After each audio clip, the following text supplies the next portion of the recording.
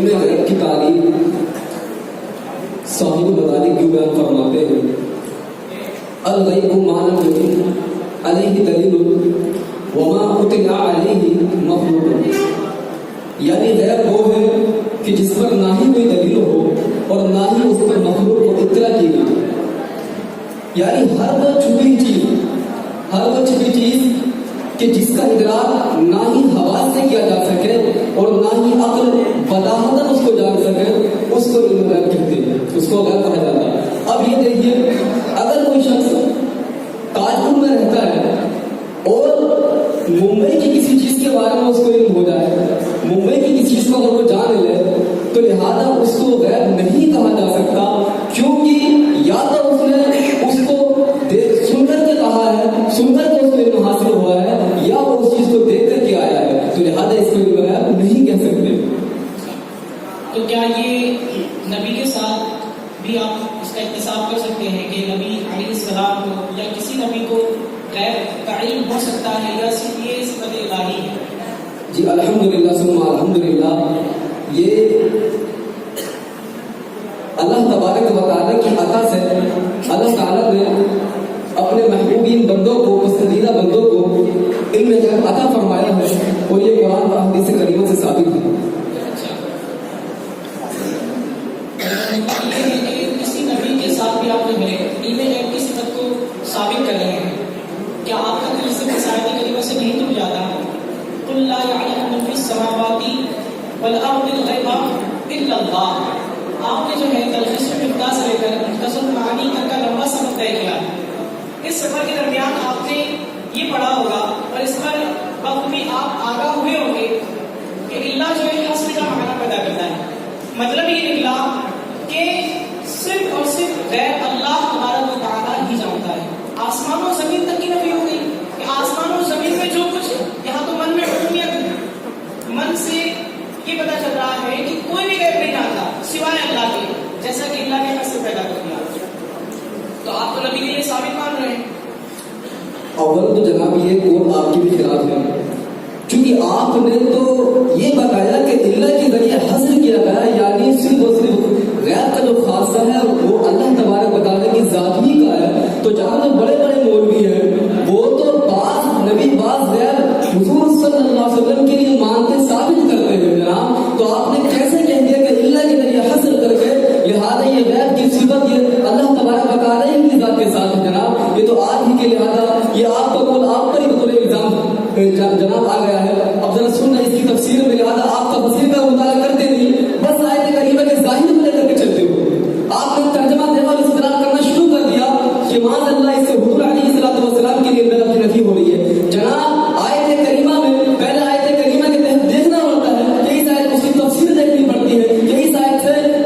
کس چیز کے لیے حکم ثابت ہو رہا ہے، کس چیز کی نفی کی گئی ہے جناب۔ تو سنو، اس آیت کریمہ میں جو علم غیب کی نفی کی گئی ہے وہ ذاتی علم غیب کی نفی کی گئی ہے، عقائی علم غیب کی نفی نہیں کی گئی ہے۔ یا یہ کہ مفسرین اس آیت کے کریمہ تحت فرماتے یا یہ اس میں فرمایا گیا کہ جمی معلومات الہیہ کو اللہ تبارک و تعالیٰ کے سوا کوئی نہیں جانتا۔ جناب یہ خود اہل سنت والجماعت کا عقیدہ ہے کہ حضور علیہ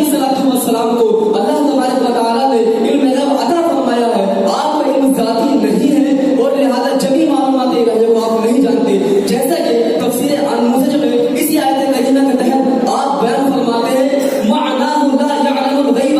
بلا دلیل الا اللہ او بلا تعلیم او جميع معلوم او جميع علم۔ یعنی یہ فرمایا گیا، آپ فرماتے ہیں کہ اس آیت کریمہ کا مطلب یہ ہے کہ اللہ تبارک و تعالیٰ کے بغیر بتائے یا بغیر کسی دلیل کے یا جمی معلومات الہیہ کا علم کسی کو نہیں ہے، صرف اللہ تبارک و تعالیٰ ہی جانتا ہے۔ تو اسی طرح سے جناب فتاوی امام نووی رحمہ اللہ، آپ اپنی کتاب فتاوی نووی میں بیان فرماتے ہیں اس آیت کریمہ کے تعلق سے کہ یہ آیت کریمہ یعنی لا یعلم من فی السماوات والارض الغیب الا اللہ، اور اس جیسی اور آیت کریمہ اس بات پر دلالت کرتی ہے کہ علم غیب کی نفی کر رہی ہے لہذا، اور حالانکہ احادیث کریمہ سے یہ بات ثابت ہے کہ حضور علیہ السلام نے علم غیب کی خبر دی ہے، آپ نے مستقبل کے بارے میں بتایا ہے، تو کس طرح تطبیق کی جائے گی؟ تو آپ فرماتے ہیں تو اس آیت کریمہ اور اس جیسے آیت کریمہ کا مطلب یہ ہے کہ یہاں پر جو نفی کی گئی ہے وہ ذاتی علم غیب کی نفی کی، عطائی کی نفی نہیں کی ہے۔ تو معلوم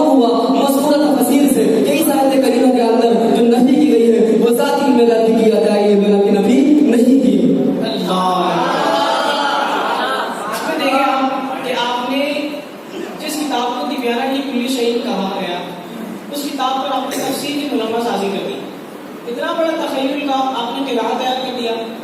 کہ ذاتی اور ادائی کی تقسیم کر دی. کیا آپ کے اس قلعے کی بنیاد جو ہے اس آیت کریمہ سے نہیں گر جاتی کہ آیت کریمہ ہے کہ لو كنت اعلم الغیب لاستكثرت من الخیر، لاستكثرت من الخیر، اگر میں غیب جان لیا کرتا تب تو کثیر بھلائی جمع کر لیتا. اس میں تو عقائی کی بھی نفی ہوگی. اب آپ کا اس کے بارے میں کیا خیال ہوگا؟ جناب ابھی آپ نے اس کا مطلب نہیں سمجھا. آپ کہہ رہے ہو کہ اس سے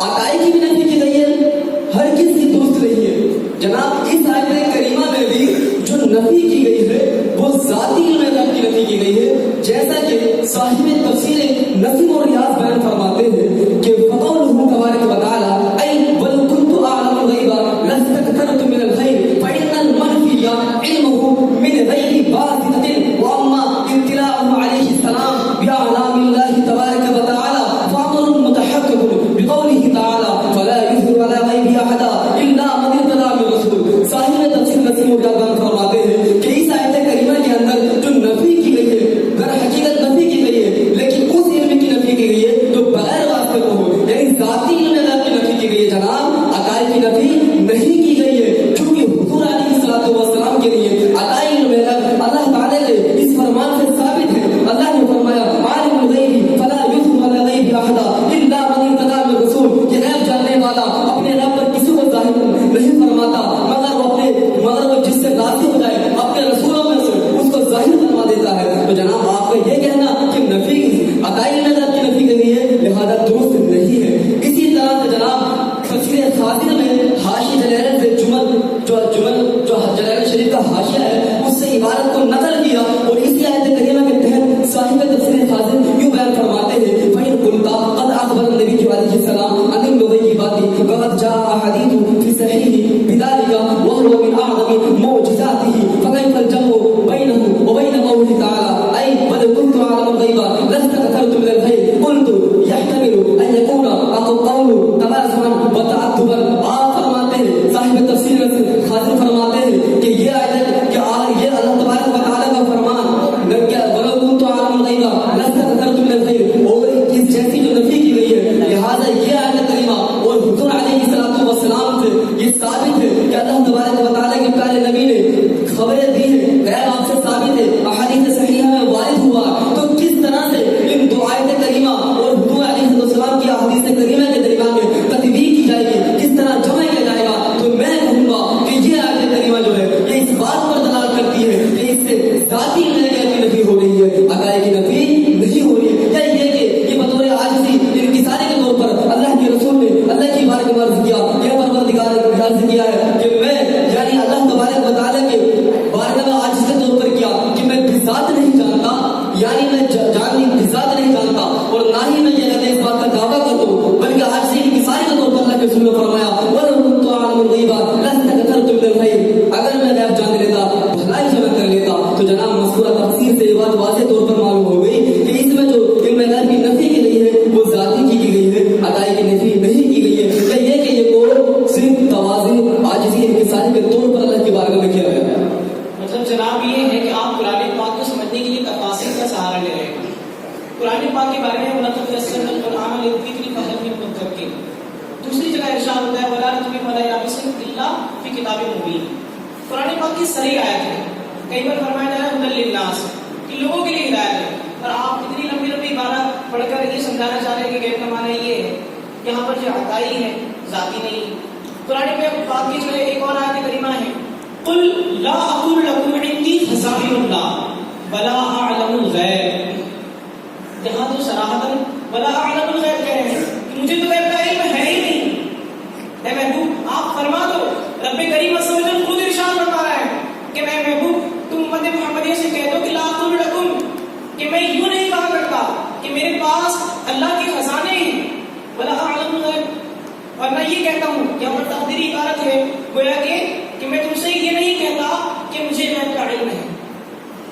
یہاں تو قرآن پاک کی صریح آیت ہے. جناب اول تو آپ نے کہا کہ آپ تفسیر کا سہارا لے رہے ہو، تو کیا قرآن عظیم کی تفسیر کا سہارا نہیں لیا جا سکتا؟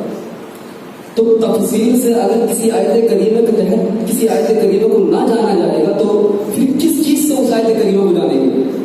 آپ کا یہ کہنا ہے کہ تفسیر سے لہذا آپ تفسیر کا سہارا لے رہے ہو، تو مولوی صاحب آپ یہ بتائیے تو کس چیز سے آیت کریمہ کے تحت کسی مسئلے کا استنباط کرو گے؟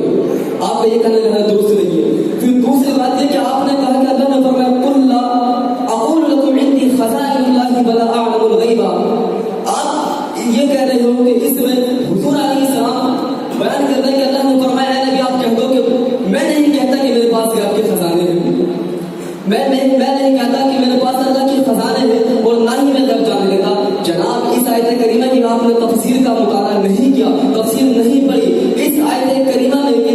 کے بارے میں بھی مفسرین نے یوں بیان فرمایا کہ اس سے بھی ذاتی علم غیب کی نفی کی گئی ہے، عطائی کی نفی نہیں کی گئی ہے۔ جناب تفسیر نشاپوری میں اس آیت کریمہ کے تحت آپ فرماتے ہیں وَيَحْتَمِلُ أَن يَكُونَ لَا وَلَا أَعْلَمُ الْغَيْبَ عَلَى لَا أَقُولُ لَكُمْ، یعنی عطفاً آپ فرماتے ہیں کہ اس آیت کریمہ میں جو آخر میں وَلَا أَعْلَمُ الْغَيْبَ اس کا عطف اللہ تعالیٰ کے اس کو لا أقول لكم پر کیا جائے تو اس صورت میں معنی یہ ہوگا فَيَكُونُ فِيهِ دَلَالَةٌ عَلَى أَنَّ الْغَيْبَ بِالِاسْتِقْلَالِ لَا يَعْلَمُهُ إِلَّا اللَّهُ، تو اس صورت کا مطلب یہ ہوگا کہ بغیر اللہ تعالیٰ کے بتائے